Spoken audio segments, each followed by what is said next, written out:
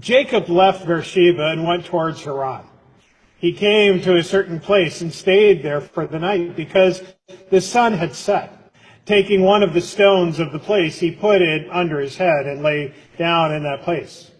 And he dreamed that there was a ladder set up on the earth, to the top of it reaching heaven. And the angels of God were ascending and descending on it.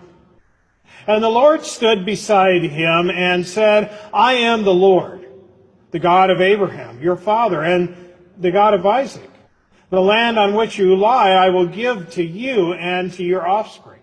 And your offsprings shall be like the dust of the earth. And you shall spread abroad to the west, and to the east, and to the north, and to the south. And all the families of the earth shall be blessed in you and in your offspring. Know that I am with you and will keep you wherever you go, and will bring you back to this land. For I will not leave you until I have done what I have promised you. Jacob awoke from his sleep and said, surely the Lord is in this place, and I did not know it. And he was afraid and said, how awesome is this place! There is none other than the house of God, and this is the gate of heaven. So Jacob rose early in the morning, and he took the stone that he had put under his head and set it up for a pillar and poured oil on top of it. And he called this place Bethel. But the name of the city was Luz at first. Spirit that dwells in you. Let us pray. May the words of my mouth and the meditations of all our hearts be acceptable to you, O Lord, our rock and our Redeemer. Amen. Jacob is a great character in the Bible. He embodies much of what we experience in our lives. In a way, I find Jacob to be one of the most relatable people in the world because he is constantly finding himself running away from the things that are in front of him, only to meet God almost every single time. We find ourselves in that position a lot. It's easy for us to look at a problem and try to find a way to get around it rather than face it or work through it. We often find ourselves in really amazing situations where, we hit a wall. And the best choice that we think we have is to turn directions and go a completely different way rather than figuring out how to scale that wall, get through it, and get to the other side. For us in our world, we often see this in the problems that we face in front of us. Sometimes when problems are in front of us, we find ways to hide in the corner. We have that famous story of Rip Van Winkle, who, sleeps through a couple wars and, sees a little difference on the other side. We have that desire. Wait it out. Run away. Find a different place to be. Here in this story that we have today, Jacob is in one of these great journeys that he is on. He is in the process of running from one problem. And he is out in the wilderness, as we find him quite often. And he goes to sleep. And he has this vision. He's not out there on a vision quest. He's not out there seeking knowledge. He's not out there to find God or anything else. He's there to run away from a problem. And while he's running away, something happens. This ladder comes before him. And he looks up at the top, and he sees a glimpse of heaven. Now we have to understand that at this point, there really isn't an understanding of a life after death per se. So the heaven that Jacob is seeing is the realm of God. It's the godly realm. It's the place where God is, where the angels lay.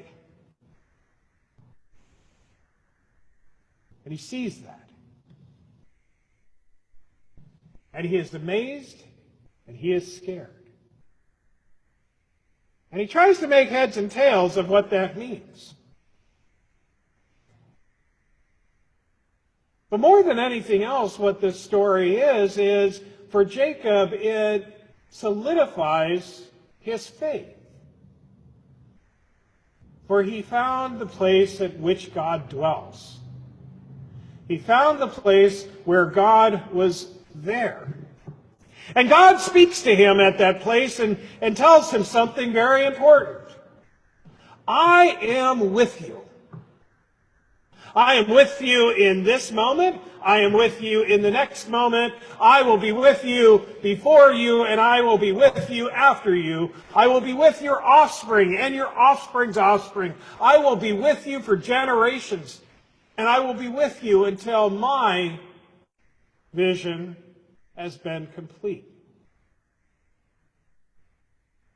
This is a promise.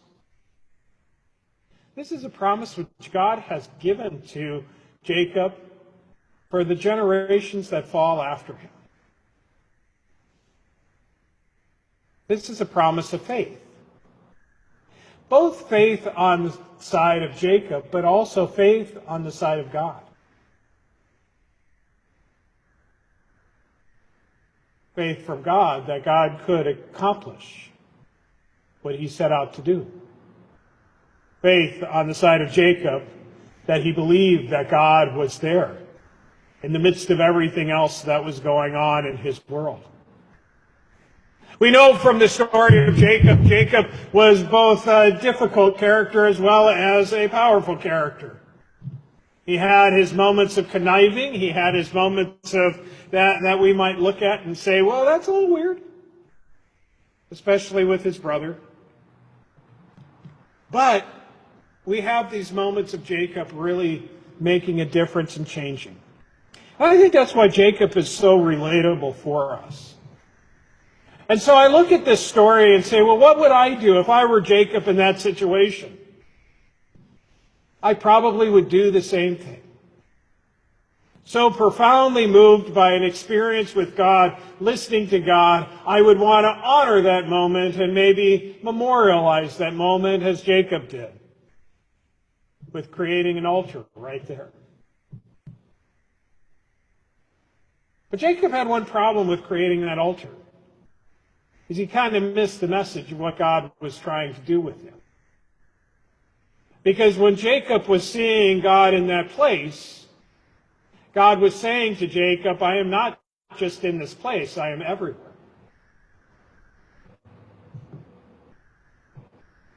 And that explains a little bit about what we'll see in a few weeks as Jacob goes through his journey and eventually comes to that moment where he is wrestling God. Like I said, we'll get to that in a couple of weeks. But we see the problem that we have with God and the moment. Is that oftentimes when we get into awesome and amazing experiences, we want to memorialize that moment and make that moment to be bigger than what it is. And keep God in that place. And only in that place. The problem with that, of course, is that when we do that, we limit God in our lives. Because we always want to come back to that same God. But you know what? We've grown, we've changed, and God will never be the same for us as God was at that particular moment. Which we see in Jacob. As Jacob's relationship grows with God, his understanding of God grows as well. And he interacts with God differently, and he connects with God differently because he knows God deeper and fuller each time he connects with him.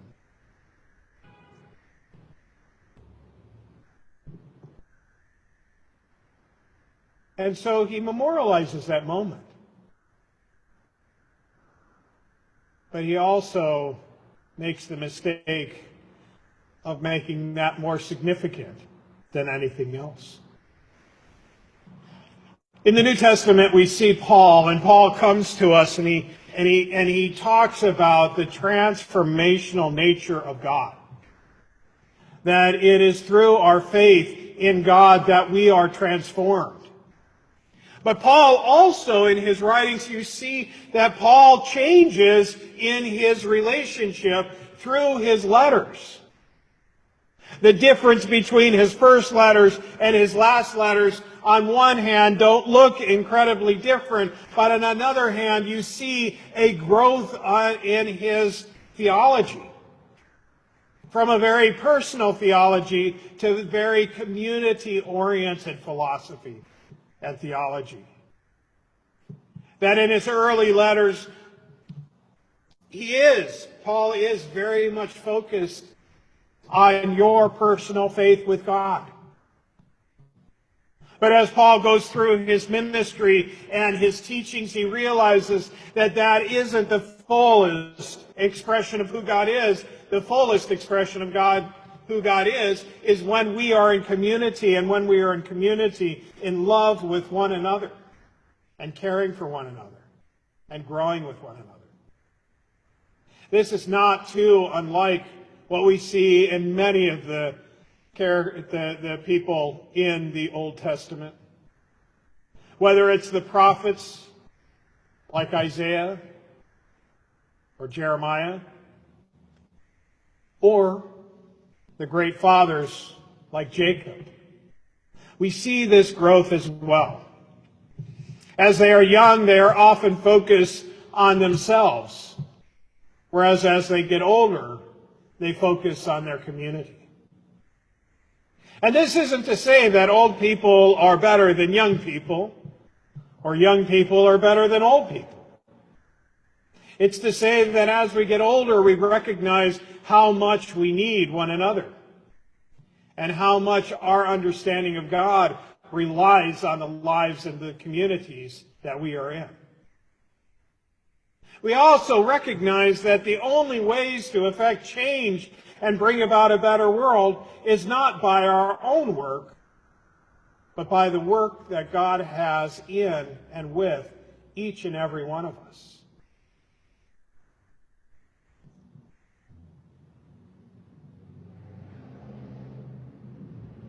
We also see something else.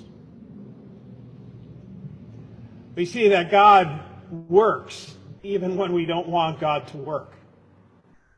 Even when we find ourselves running away from people, from problems, from situations. That God will use that moment and use that time to challenge us and to bring us to new places. We'll use that to bring us to new understandings. We'll use that and bring us to new challenges. The challenges that God puts in front of us are not tests of our strength or endurance or anything else. What God puts before us is the life that He wants for us. It's the hope. It's the promise that this life which God has created is a good life. A life where we can have hope and life.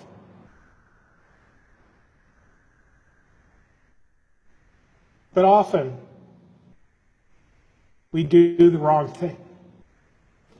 In seeing that God is there in our lives and seeing the presence of God in the moment, and seeing and listening for God in the struggle, we'll memorialize it. Make a monument to where God was at that moment. We'll go to a great revival and we'll say to God and we'll look to God and we'll see that God truly is there, and we'll say, that was the best moment in my life, and I want to go back there over and over and over again. And not realize that Once we've done it once, all we're doing is a facsimile of what it was before. We're running away from what we think we are today and going back to what was in the past. And that's a great problem. In our world today, we are struggling with some serious issues.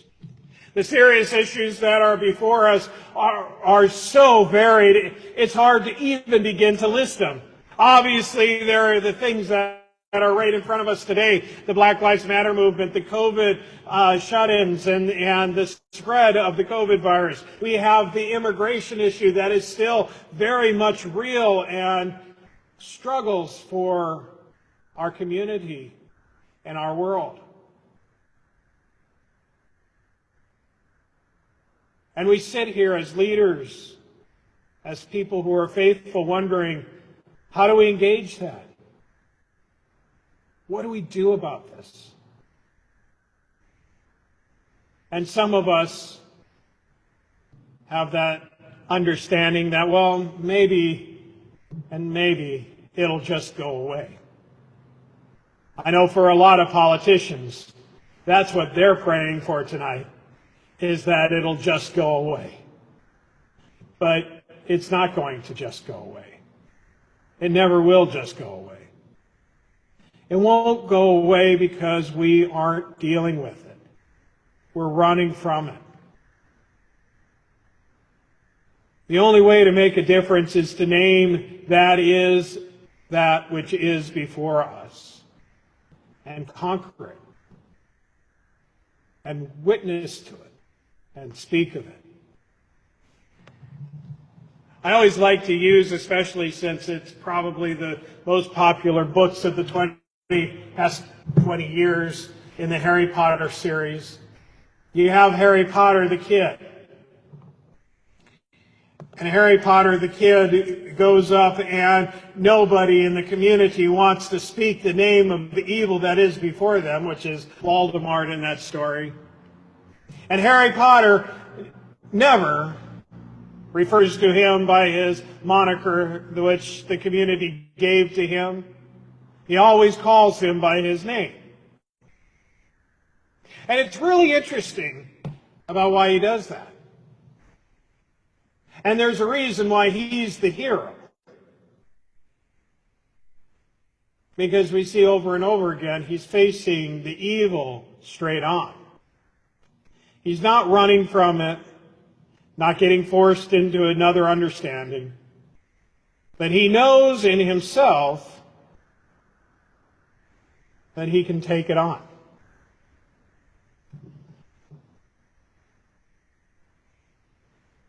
There's no Christian message necessarily in Harry Potter. But we can think about that image. And we can think about ourselves when we see things. And maybe we don't have the self-confidence in our own hearts, in our own minds, to make a difference. But we can find that self-confidence knowing that we are with God. And that God is with us in this moment. And that God will be with us in whatever we do. And so we can stay and we can face the issues. We can face the struggles. And we can know God is there. Really, what we see in this story with Jacob is God giving Jacob advice. He's coming back to Jacob and saying, look, I'm with you.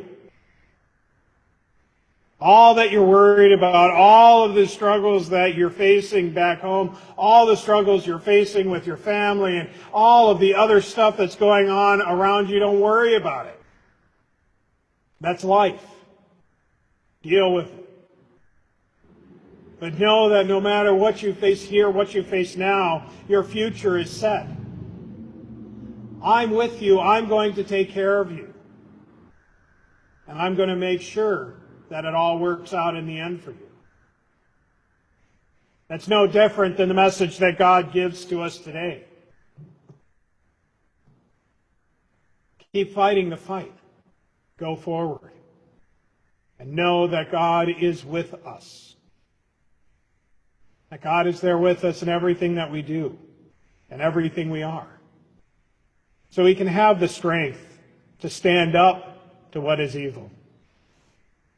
We can go forward and not run away from the problems to find God, but to see that God is there in front of us and has always been there behind us in everything that we do and everything that we are. Amen.